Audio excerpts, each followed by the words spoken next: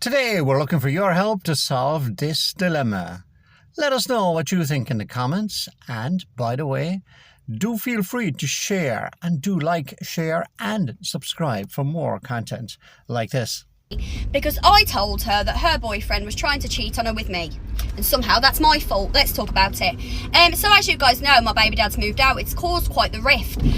So the other day, my village, rightfully so, is coming in clutch, and my sister, my niece, who was I think 16, and her boyfriend are over. Bear in mind I was wearing pyjamas. Now these are the most covered up pyjamas you could possibly wear. They're like the collared Primark ones, you know the ones I'm talking about, girls. I was wearing them, do you know what I mean? Now bear in mind it's freezing outside, Baltic, nips are giving Mount Everest, of course they are. It's not my fault, it's not my responsibility, do you know what I mean? So I go to sit down and he goes, "Your nipples are so visible through that t-shirt." But under his breath so no one else could hear it, and I thought, what a bizarre thing to say. And then it was followed by, "Do you have your nipples pierced?" And I went, "No."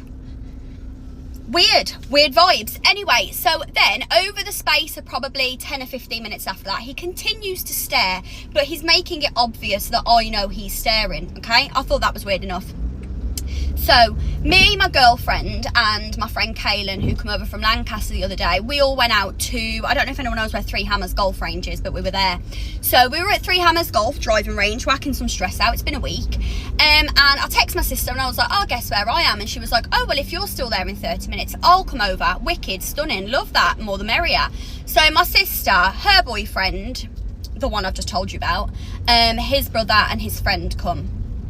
So we're on the driving range and we're doing it where you hit the ball and it tells you how many yards you've hit the ball. This is what we always do. We're competitive. I like to win, never do.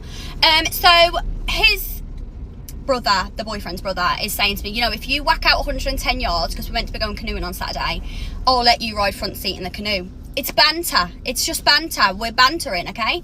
So that was fine. And then about 15 minutes later, everyone else has gone out for a cigarette. My girlfriend's gone. The only person left on the chair is Kaylin and Josh and me. So my sister's boyfriend then comes up to me and he's like, "If you whack out 110 yards, and then he goes, "No, I'm not going to say anything, I'm not going to say anything." I went, "Why start a conversation to not finish it? Like, just say it." And he went, "No, because I'm going to get in trouble." And I went, "Why would you get in trouble?" And he went, "Well, promise first." And I was like, "Promise what? I've got no idea what's going on right now." And long story short, he keeps going, "Oh no, I'm not going to tell you." "Oh no, go on then, I will." And eventually he then says, "At some point in your life, I'm going to lick you back to front." Right. In that moment, I fully felt so uncomfortable that we left. I literally put all my golf clubs back in my bag and I left. So I get back in the car now. I'm immediately talking to my girlfriend about this, and I'm immediately talking to Kaylin, who's in the backseat, about it. And I'll ring my best friend Gemma, because my best friend Gemma comes in clutch with all the advice. Do you know what I mean? And I was saying, in this position, what do I do? Because obviously as a sister, I want to tell her, but equally I don't want to blow her relationship, her life, her finances, her home situation. I don't want to blow everything into orbit over a silly comment. Everyone's basically saying, "No, you need to tell her." So I call her and explain what's happened, and she's basically like, what? And I'm like, "I wouldn't lie to you. On my kids' lives, everything I've just said to you is true." And she's like, "Right, I need to speak to him." So she puts the phone down. I call her back 15 minutes later. "Have you spoke to him yet?" "No." She puts the phone down. Okay. I get a phone call back half an hour after that. Bear in mind, I'm on the motorway to Torquay at this point.